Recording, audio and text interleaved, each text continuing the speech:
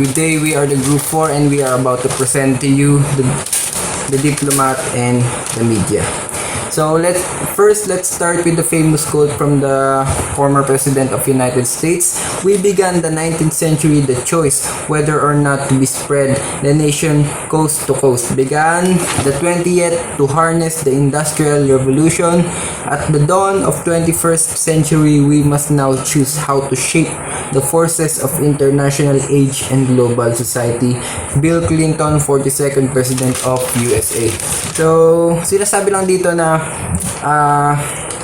human progress with handling relations. Kung paano natin inahandle yung relasyon ng bawat isa. Una, nung 19th century, we are talking about unity in the locality.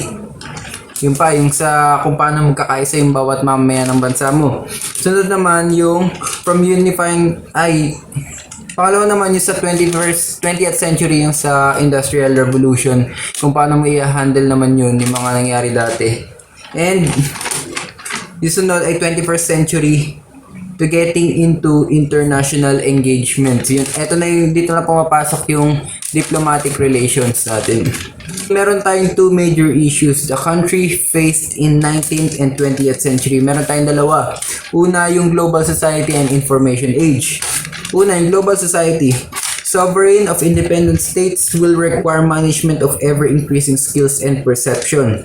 So, yung global society, pag sinabi natin ganito, yung independent states nagkakaroon na ng relation, engagement sa bawat isa. So, ibig sabihin, doon tayo doon kailangan, kung bakit siya naging issue dahil yung mga leaders natin sa pagbuo ng foreign policy, kailangan na nila mag-improve dahil nga yung relation natin ay hindi na lang sa pagitan ng buong bansa kundi sa pagitan ng iba't ibang bansa.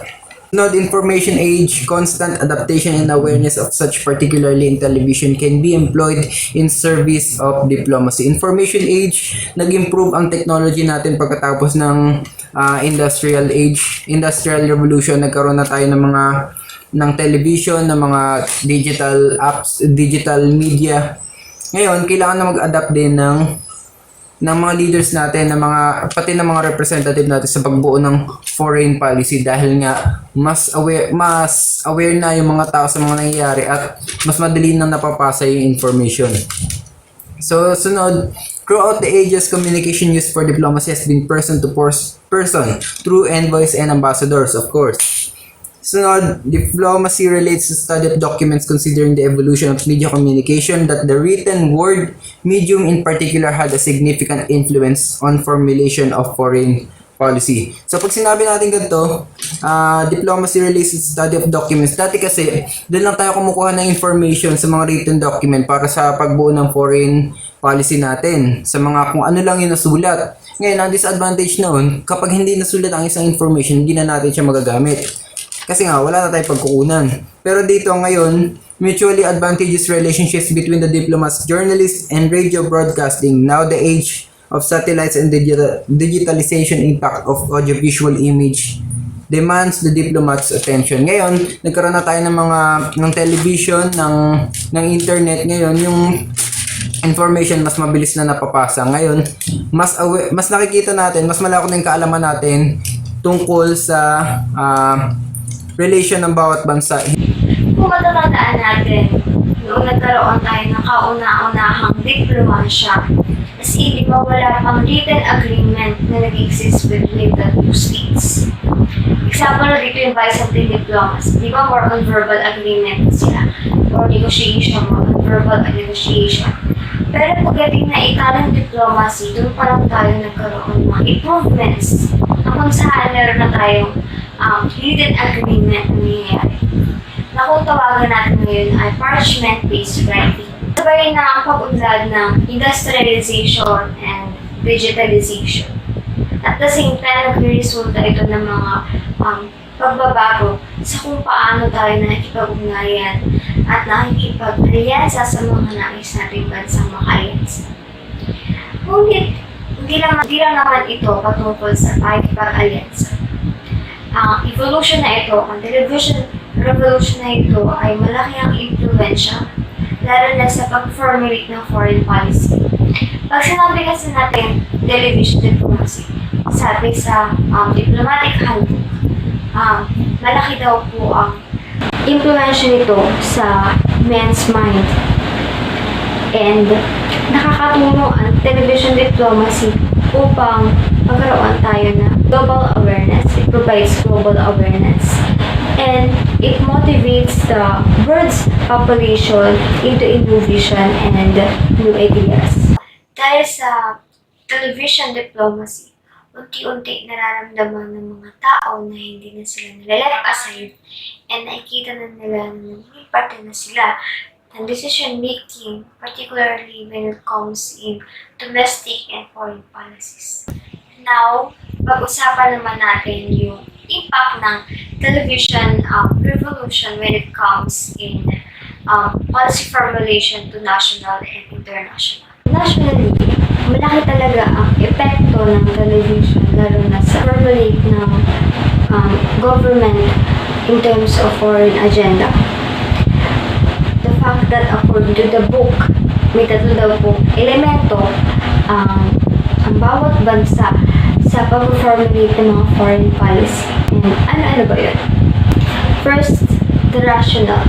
Dito naman papasok yung Minister of Foreign Affairs. Dito hihiin niya yung mga advices, suggestions ng mga diplomats upang ma-attain yung interest ng kanilang country. Diba, alam naman natin na ang role ng Minister of Foreign Affairs is ma-provide and ma-support yung mga country citizens needs na nasa ibang bansa. The fact that marami talagang maraming issues na napapanood natin sa TV na meron talagang abuse na nangyari sa mga domestic helper na nasa ibang bansa. Here, it directly affect and influence the government's foreign agenda and also sa pag-formulate ng mga foreign policy. Diba, lagi kino-consider natin sa pag-formulate ng foreign policy yung mga stakeholders, which is yung mga tao, tayo mga Filipino citizens. Kaya, malaki talaga yung impluensya ng nakikita at napapanood natin sa TV. Second one is the political, which is what the government considered to be a possible and appropriate solution to its citizens' needs. Siyempre, una-una, one of the responsibilities ng government is to serve and protect the people. Kasi consider nila yung safetyness ng mga tao. Kaya malaki ang influensya nito sa pag-formulate ng foreign policy. And lastly, the emotional, which is what the public expect based to a very large extent on what they have seen on the television. Alam naman natin kung gaano nakaka-impluensya o kung gaano nakaka-manipulate yung mass media or mass communication sa pag-iisip ng isang tao. At malaki ang epekto nito sa emosyon ng isang tao. The fact that the television serve as the principal medium of information. At madalas, ito yung pinagkukunan natin o doon tayo nagre-rely ng mga news and information. Siyempre, it directly affect the emotions of the people. Lalo na yung mga public opinions. Pwede ito talaga influence lalo na sa pag-formulate ng mga foreign policy and agenda ng government. In international, matapos ma-launch yung television internationally, mas naging responsable at mas maingat sila sa pagla-launch ng mga news coverage, lalo kung yung mga topic is sensitive and confidential. 6 years after ma-launch ito sa international, nag-lead ito ng mga structural revolution which lead to President Clinton to create a global society, which is the-discuss ni Hanil. So, ayun. Para sa unang bullet about television brought a structural revolution. Sabi dito, it enhanced the sense of global involvement and responsibility by its immediacy of its coverage, created an increased awareness of humanitarian needs and concern for environment, created diplomats a new dimensional public diplomacy which has two major components. First, enables a country to influence other foreign policy. Next, provides scope for the media diplomacy, described as process of negotiations using television. So, sinasabi dyan na dahil sa television o sa media, malaking tulong ito when it comes to diplomacy. Bakit? Kasi mabilis ang pag-spread ng news through satellite. So, even na nasa malayong lugar, kunwari yung conference, pwede itong maipalabas sa ibang bansa. Okay? Kalimbawa na lang, ang conference ay naganap sa Amerika. So, kahit nasa Amerika yung ginaganap yung event na yun, pwede itong maipalabas through television sa Pilipinas. So, yun din yung rason kung bakit mabilis din yung pag-spread sa pag-increase ng awareness about humanitarian needs and environment. So, next, reason din ang television kung bakit malaki ang impact nito sa pagbuo ng foreign policy.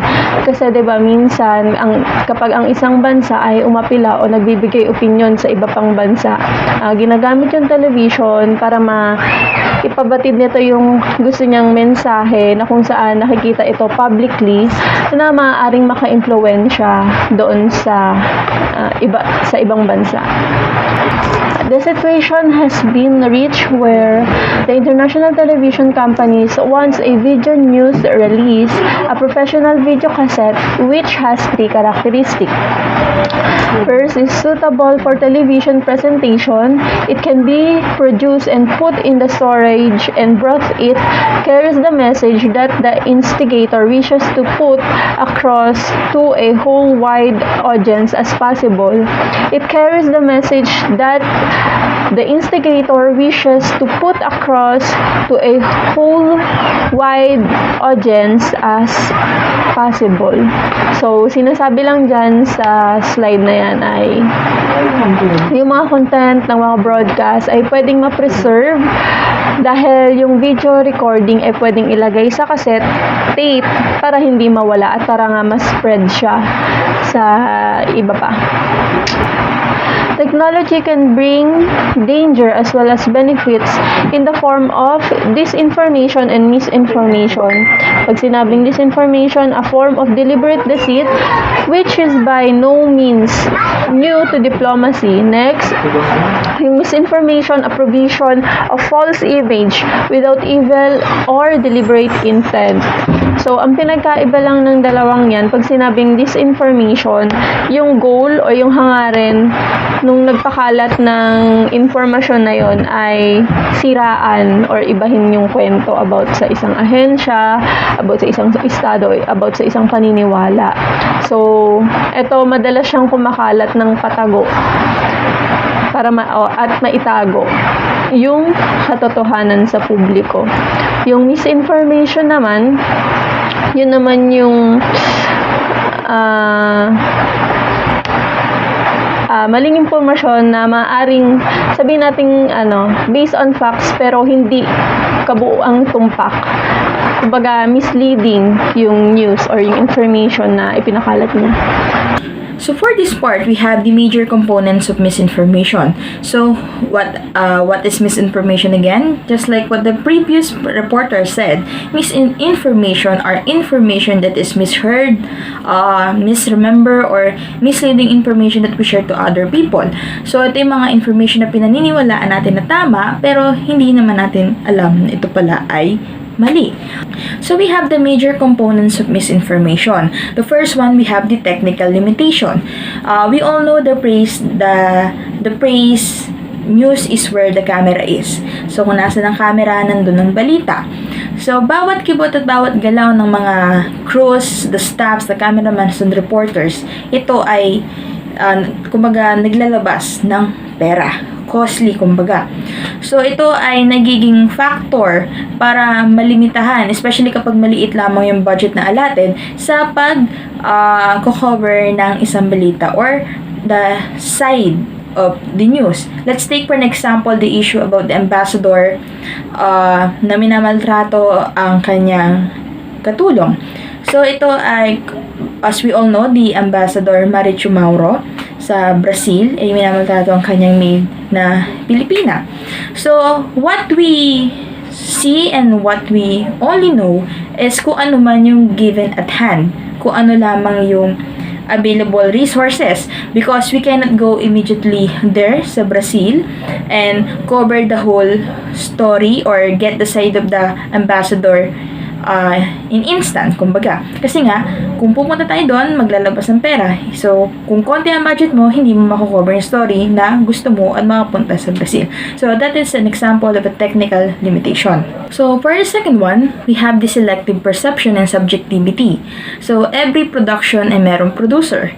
So, the producer have his or her own perception about sa mga bagay-bagay or mga balita or issues, kung ito ba ay importante or hindi, tama ba o mali, ito ba ay kapag ginawa natin or kinover natin ay kikita tayo or magkakaroon ng impact sa society. And it affects kung ano man yung pinoproduce nilang story or news.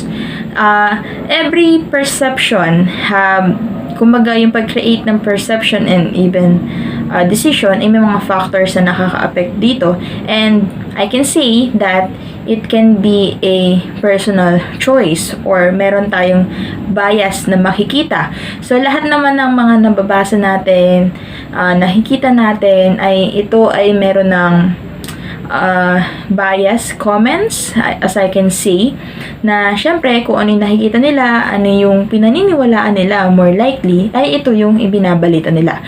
So that is the selective perception and subjectivity. Personal political commitment is something that all producers have, and perhaps without realizing it and certainly not intending it, they will allow it to affect their work. Ito po yung personal nilang saloobin tungkol sa isyong pampolitika, pagiging bias ng isang producer na kahit anong sabihin nila na magiging transparent sila sa lalabas nilang news article or sa pagbabalita, mananaig pa rin yung pagiging bias nila tungkol sa naturang issue. Next is dramatized reporting. They make the story seem more exciting, important, or dangerous, and makes a stage in the evolution of theater and the concept of arts for art's sake. Arts for art's sake is the English translation of a French slogan in early 19th century. It expressed that art needs no justification, that it need serve no political. All television producers aim to create good viewing and good theater. They want to praise all their fellow producer for being good at their job. It involves a little exaggeration or the manipulation of facts to produce an exciting and stimulation effect. It can be justified in all kinds of television.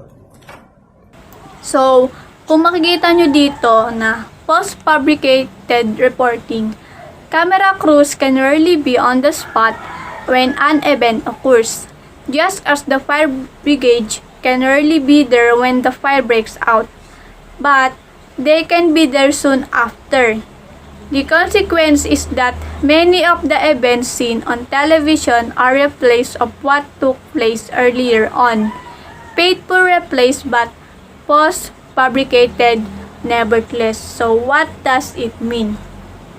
The accidents like fire breakout, sudden happenings, murder, and many more are some unexpected events, and those event ay karaniwan lang siya nakahagip ng kamera at nakukuha ng kamera. And in a fire breakout, the fire brigade can rarely be there soon after. This means that the investigation took after, which can be more prone to errors in fire cause determination. Due to these errors in fire cause determination, due to this reporting can be true and sometimes false fabricated. So the next one is the media law of demand and supply. So kung makikita nyo dito, the media law of demand and supply is based on the fact that the demand for news is constant and relentless, and producers may sometimes be forced to broadcast whatever they can find, which is where the video news release comes into its own. So ang sinasabi lang dyan, na ang ibabalita o ang mga balita ay demandable. At yung demandable na mga balitang yon is kailangan tuloy-tuloy, walang tigil. Or in short, dapat constant and relentless siya. Then, yung mga producers, dapat, minsan daw, pinupersad silang mag-broadcast. Kailangan nilang mag-supply ng mga news o kailangan nila mag-broadcast kung ano yung mga nasaksihan nila, kung ano yung makikita nila, na kung saan yung bidyong i-release or video news release ay galing mismo sa kanila. The magnifier effect. So ito yung mga minor events or incidents na biglang pinapalaki ng media. Ito yung mga balita na trivial, na hindi naman comprehensive, pero biglang ascended into significance kapag yung issue ay ipinapalabas ng producer bilang extensive at nakaka-apekto sa malaking bilang ng tao, kung saan sa katotohanan ay hindi naman. So makaka-characterize to bilang magnifier effect. Sa component na to, saklaw dito yung technical limitations, kasi kapag kulang ang cost money ng network, nagiging creative in a malevolent way ang crew ng producer para maihatid yung pinupuntong mensahe. So maaaring mabuti yung intensyon, pero nagiging deceitful ang kinakalabasan at nagmumukhang malaki ang insidente. So kasama na rin dito yung personal bias ng producer, dahil pipilitin niyang i-feed sa public para maging relevant. At sakalaw na din dito yung dramatized reporting, kasi nagkakaroon ng manipulation of facts at ipinapalabas to bilang exciting at stimulating para maging malaki yung isang minor event. So example dito yung mga balita tungkol sa show business, na yung issue sa ilang personalidad ay nagiging national significance, at yung mga nabubuong impression ay base sa generalization ng publiko without knowing the facts and actual reasons behind. So yung next natin ay the need to personalize and demonize. Kasi yung audience kasi mas madali nilang na-identify ang isang individual politician kaysa sa bansang pinanggalingan nito. At kung merong conflict situation, mahilig ang tao mag-identify at mag-categorize ng good guy at bad guy. So typically sa free world, si Donald Trump at si Joe Biden ang mga tinaguriang champion ng democracy. Si Xi Jinping naman at Putin ang mga totalitarian presidents in a bad light, dahil may marka sila ng pagiging dispat or tagasupil ng freedom sa kanilang mga bansa. So yung conflict sa Middle East, si Obama yung upholder ng kapayapaan, kahit sila yung nag-invade, seize the country, still kahit na siya yung enabler, ang mukha ng liberation doon na pinoportray ng media ay si Obama. Ngayon naman, dahil sa depiction na to ng media, nag-accumulate to ng malaking bigotry sa publiko, na detrimental yung effect sa lipunan. So kapag taga-Iraq ka, terorista ka na agad sa maraming lugar sa mundo, kasi yun yung nakikita sa TV eh. So kung Muslim kang taga Mindanao, terorista ka na agad. So kaya yung need to personalize and demonize na ginagatungan at pinagkakakitaan ng producers. May mga sektor na nagsasuffer mula dito at nagdudulot to ng pagkakawatak-watak. So ang topic ko po is the television interview. The interviewer's objective. It is important to know the objectives or the purpose of what is that interviewing trying to achieve in interviewing the diplomat. This will have to fulfill the news goal or the news content of the interview. So, ang sinasabi po dito, mahalaga malaman ng diplomat ang magiging layunin ng interviewer sa magiging takbo ng kanilang usapan. At ito ay makakatulong sa mga tao upang malaman nila na kung diplomat nga ba ay mapapabuti sa imahe ng kanyang kinabibilangin na bansa. The diplomatic objective. Diplomat should also know the objective he is trying to achieve if he will agree to the interview, which will be his opportunity to show the representation of his country. Also, because a lot of people watching the news will help him to enhance the image of his country. Dapat muna malaman ng diplomat ang layunin na sinusubukan niyang makamit kung papayag siya sa pakikipanayam. At yun din yung magiging oportunidad niya upang ipakita ang representasyon ng kanyang bansa. At dahil nga maraming nanonood ng news or ng balita, yun yung makakatulong upang mapabuti ang imahe ng kanyang bansa. In this case, the interviewer and the diplomat have something to gain from each other. Like the interviewer will fulfill his job while the diplomat will reach out to many viewers to know the country he represents. At sa kaso ngang ito, ang tagapanayam at ang diplomat ay may nakuha sa bawat isa. Tulad ng tagapanayam ay ginawa niya yung trabaho niya at ang diplomat naman ay maraming manunood ang malalaman na bansang kinakatawan niya. The circumstances of the interview. To achieve the objectives of the interviewer and the diplomat, they should both prepared. The diplomat shall aware of the fuller and the detail of the setup before he will interview. At upang makamit daw ang layunin ng tagapanayam at ng diplomat ay dapat parehas silang handa bago maganap ang interview. Dapat malaman muna ng diplomat ang mas buong detalye ng pag-set up bago siya makapanayam. Bakit kailangan ito? Kailangan ito dahil ang diplomat ay representasyon ng kanyang bansa at ito ay kailangan niyang protektahan ng imahe ng kanyang kinabibilangan. What are the strategies of the interviewer? So the number one is choose your outfit wisely. Now is not the time to pick up colorful dresses, colorful checkered or striped shirt. Just be formal and be wise. Number two is practice your sound bites. Number three is send questions to your interviewer. Number four is control your body language. Slow down your speech and practice ahead of time. Choose your listening phase and forget your audience. What are the tactics of the interviewer? So the number one is take time when you enter. When you enter the office, do not make the interviewee feel like you were rushing him or her. Just be relaxed. Okay. Next is do not be afraid to be yourself. Just be yourself all the time. And go easy on the charm. Okay.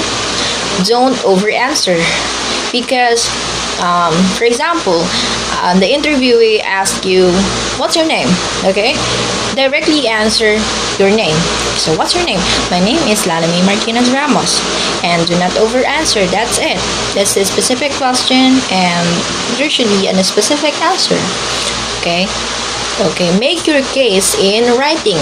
Okay. Answer as if you were writing. So what is writing?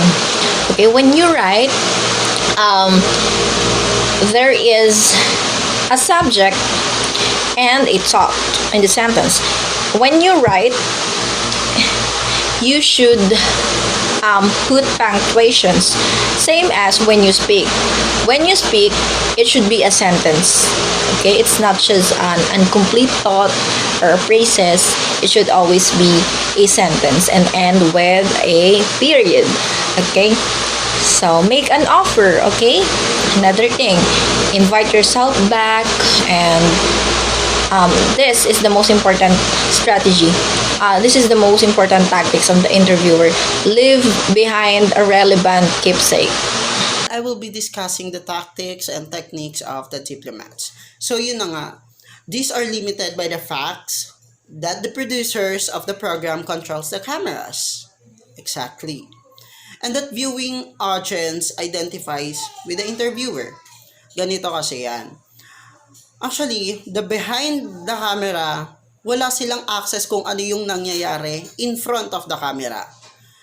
So, nakanino yung attention ng mga audiences, which is the interviewer or the reporter itself at kung sino yung ini-interview, sabihin na nating diplomats.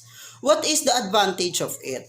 Ang advantage kasi ng diplomats, nandun na kasi yung kailangan niyang ilabas kung ano yung the best and kailangan limited to the certain time na ibinigay sa kanila. And the way they act or the way he or she act is kailangan maipakita niya na doon. Pero pag sinabi natin kasing yung reporter kasi tagabigay lang siya. Siya yung bumabali ng magiging sagot ng isang diplomats. Depende kung paano niya i-interviewin yung diplomats. Pero ganun pa man, ang diplomats, they given a proof kung bakit siya nandun sa posisyon na yon at ano ba yung issue na dapat niyang sagutin sa part niya. We are moving on about the diplomats' tactics are inevitably and mainly reactive. So yun na nga, may mga ganitong senaryo na kung saan ang ini-interview is iniiwasan nila yung mga katanungan na not related sa kanila.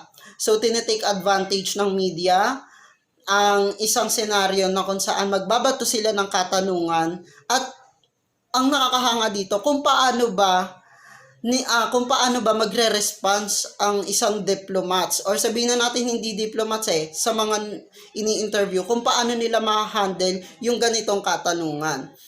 Siyempre, alam na kagad yan ng diplomats na merong pagba-background informations about sa kanyang sa mga issue, about sa anything about his life, and tinitake advantage ng mga reporters yan. And syempre, hindi malalaman kagad ng isang diplomats or sabihin na natin ng ini-interview na hindi ito related sa akin, parang hindi ata related yung katanungan na to sa akin. Kaya ngayon, tinitake advantage na kailangan magkaroon ng ma-impress ng mga ini-interview or sabihin na natin ng diplomats kung paano nila i-deliver yung sagot nila sa katanungan ng isang reporter. Siyempre, ang isang fact dito na kung saan gusto ng reporter na kailangan is isinasama nila yung audience na kailangan ma-feel ng audiences na involved sila dito sa isang issue. And kailangan yung reporter, ma-feel din nila na dapat maiparamdam niya sa kanyang audiences kung paano niya i-deliver yung kanyang sagot and kung paano siya nagiging involved sa isang issue. And yun nga, so it is perfectly legitimate to pick on one of the background assumptions for an answer and ideally to provide a key phrase of an interview to continue his questionings on another tack rather than reverting to his main questions. Nire-revert kasi ng reporter yung mga tanong niya and kino-connect niya doon sa issue.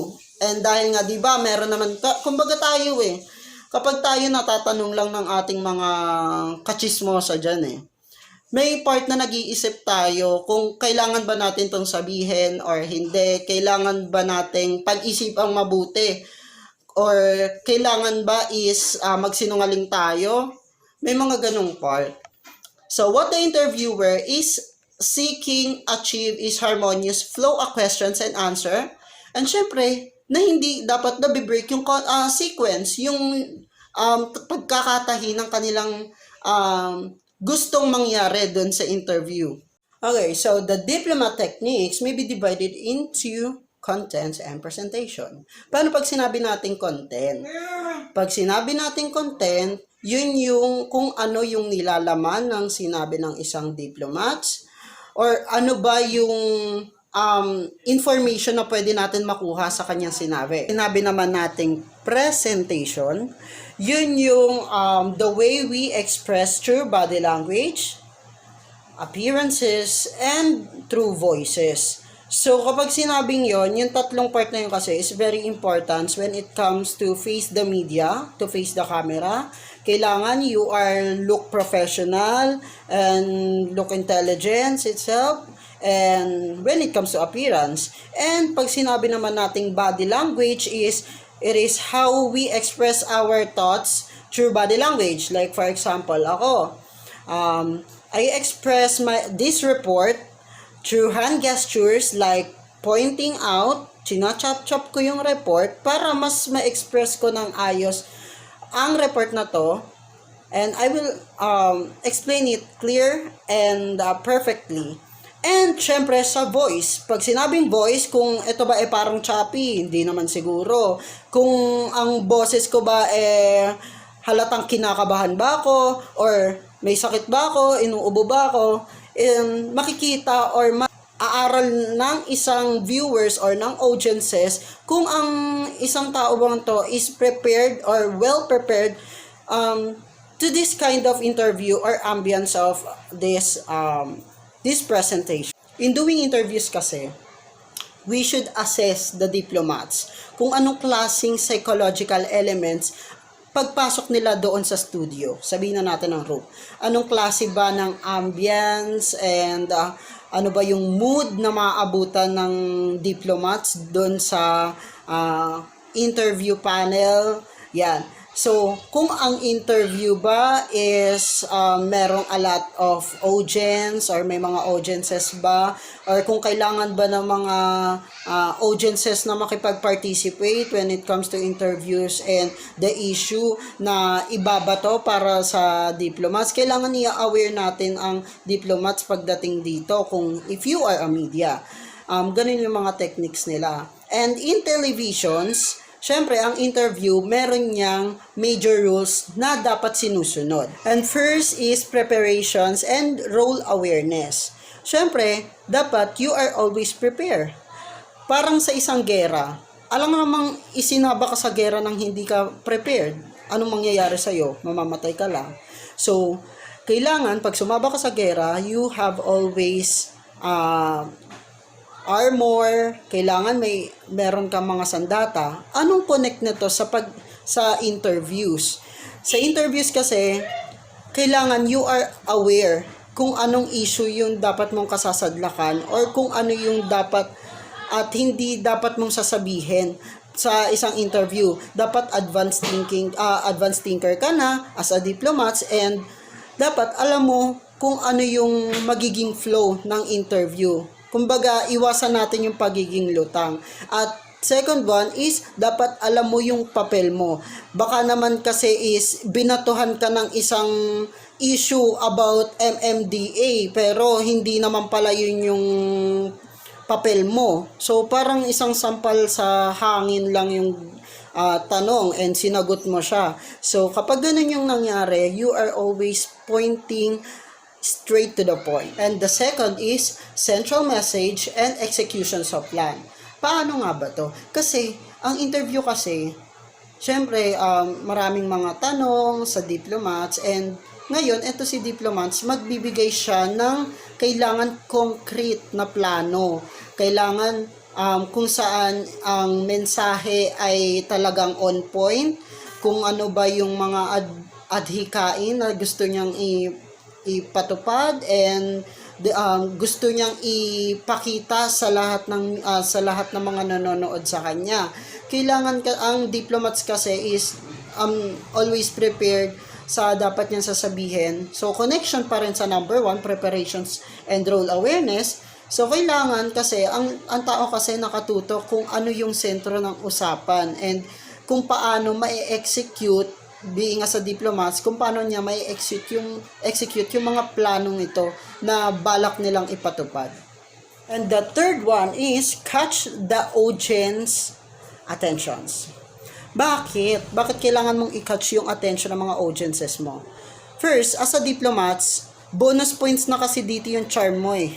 Yung meron ka lang talagang dating, yung sa unang tingin pa lang sa'yo, mabango ka ng tignan, and mukha ka ng intelligence. Pero hindi dahil sa physical appearance. But, you need to take this opportunity na dapat lagyan mo ng sense and dapat may sincerity ka when it comes to messages na ibabato mo para ma-catch up mo yung audiences. And as an interviewer, paano nila nakakatch yung attention ng audience? Siyempre, may mga binabato silang mga tanong na kung saan, sabihin natin, not related to the issue, pero yun yung nagbibigay ng entertainment to everyone. And siyempre, ang media nakatutok dyan. Konting mali mo lang, di ba? Kapag hindi ka talaga nagfo-focus when it comes to the messages, have you spoken out, talagang maliligwa ka, mawawala ka. So, kailangan is makakatch mo yung attention ng mga audience mo, not only for physical appearance, but also to the message na kailangan mong ilabas. The fourth one, have your own campaign plan to steer clear from the interviewer's manipulations of conversations of flow. So, sa part na to is para hindi mawala sa flow ng conversations, you know, di ba nga, at first, kailangan you are always prepare and dapat aral mo kung paano yung flow ng isang interview. So, syempre, merong mga questions interviewer na not related to the issue and minsan may comparison, parang ikukumpara ka sa isang tao, may mga ganyang topics. So, ikaw bilang ini-interview or sabihin natin diplomats, kailangan alam mo yung flow ng interview and at the same time, alam mo kung paano makisabay sa flow ng interviewer. And kailangan you have concrete plan sa mga any advocacy or adhikain sa mga next year na ikaw nasa position pa. And number 5 is put emphasis on positive aspect. Siyempre, bigyan din mo yung mga positibong aspeto na kung saan kung ang interviews is turning into negative, pero ikaw, laban lang. Always, lagi mong hahatakin sa positive way yung interview and huwag kang magpapadrag down kapag ikaw may mga issue na ibinato sa inyo na even though merong part na not related, pero ganun pa man, lagi mong iisipin, syempre ang diplomats always magbibigay ng positibo yan and never niya talagang gagawing ibabagsak niya ang kanyang sariling country or yung kanyang pinangahawakang posisyon. Ganun naman lagi sa gobyerno, di ba? And number 6 is avoid being monotonous. May 6 tips ako para ma-prevent yung pagiging monotone. First, provide the breath. Siyempre, imposible naman na magsalita ka ng dire-diretso kung hindi ka humihinga. Kailangan mong huminga. Para masuportahan mo yung voice or para sa pagbabago or pag-change ng voice mo sa isang message na gusto mong iparating. And second is stand straight and breathe with proper posture. Para syempre, meron kasing pagbabago ng voice doon. So, para hindi naman maging boring ang pagbibigay mo ng speech or ng sagot sa mga katanungan when it comes to the interview.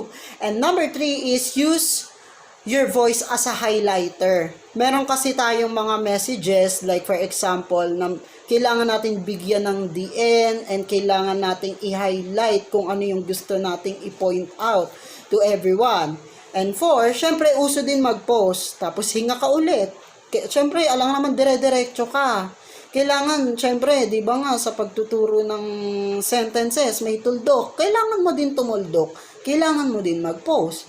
And number 5, syempre, medyo mag-aliwin mo yung audiences mo. Bigyan mo sila ng magbigay ka ng istorya related to your experiences and anything. And number 6, kailangan magkaroon ka ng conversations with the audiences or the interviewer, some talkative talks. And syempre, yun yung para ma-avoid yung monotonous. Last but not the least, is never admit that your government is wrong. Yes, syempre. Never mo admit and wag mong ida-down yung sarili mong government kasi you are belong to this kind of institution. So, this group or syempre, kung ano ang reflection ng government, yun din yung kalalabasan sa'yo. Yun din ang magiging tingin nila sa inyo. So, kung ida-down mo itong isang government na to, syempre, kasama kang magda-down din. Kasama ka din, hahatakin pababa once you pull down your own government. So, ganun siya. So, yun. So, ang very important things is kailangan you're always prepare and focus to the topics. And, syempre, alam nyo naman ng mga interviewers, magaling niyang maglaro ng, alam mo na, psychological thoughts na pwede mong ikagalit, pwede mong ilabas yung tunay mong ugali, pwedeng may mabunyag pa na mga issue about sa kanilang topic kasi ganun sila trabaho nila yon ang pagkuha ng informations and pagsiwalat ng informations through media applications or through social media platforms, anything. So dahil sa part na yan, syempre you are always just go with the flow. Kailangan kung kaya nilang makipaglaro, kaya mo ding laruin ang kanilang isipan sa ganitong issue. Kailangan medyo, kung kaya nilang paikot-ikutin ang tao, kaya mo din dapat makipagsabayan sa kanila. And always think na usong huminga, usong mag-isip muna bago sumagot. So the topic that I will be discussing is about the major rules of presentation. During the address, it is paramount to be cognizant of the major rules of presentation. It is important to assimilate first the voice, body language, and appearance. So mag-start tayo sa the voice. So it is very important that you know how to control your breathing. Kailangan din convincing and interesting yung speaking voice mo. Kailangan ito ay malinaw, mahinahon, at kailangan maintindihan ito ng interviewer at ng audience. And kailangan matutunan mo din yung rules of the voice para maset yung mood at para ma-deliver mo yung message ng maayos at appropriate. Para maging convincing din yung message mo, diction must be present. Kailangan confident ka din whenever you speak because it makes the message stronger, compelling, and persuasive. So the next one is body language. It is very crucial and should be reckoned with. During an interview, a diplomat should attain a good posture. So, kailangan kaaya-aya yung tindig mo at kaaya-aya ito sa paningin ng mga tao. You should face the interviewer rather than to the camera. So, kailangan yung body mo ay nakaharap sa nag-i-interview sa'yo at hindi sa camera. And lastly, make yourself comfortable. The moment that you sit on your place, make sure na komportable ka. Kasi the moment na komportable ka na, everything will follow. You will feel relaxed and makakadagdag din ito sa confidence mo. So, third is the appearance. The diplomat must be neat, presentable, and of course, be formal. You should dress accordingly. You should be appropriate to the event and the occasion. Huwag kang mananamit ng hindi akma sa okasyon at sa event. Do not wear clothes and accessories that you know that will distract the audience and the flow of the discussion. You should always dress according to the country. Because sometimes when they say casual, it doesn't equate to wearing jeans or shorts.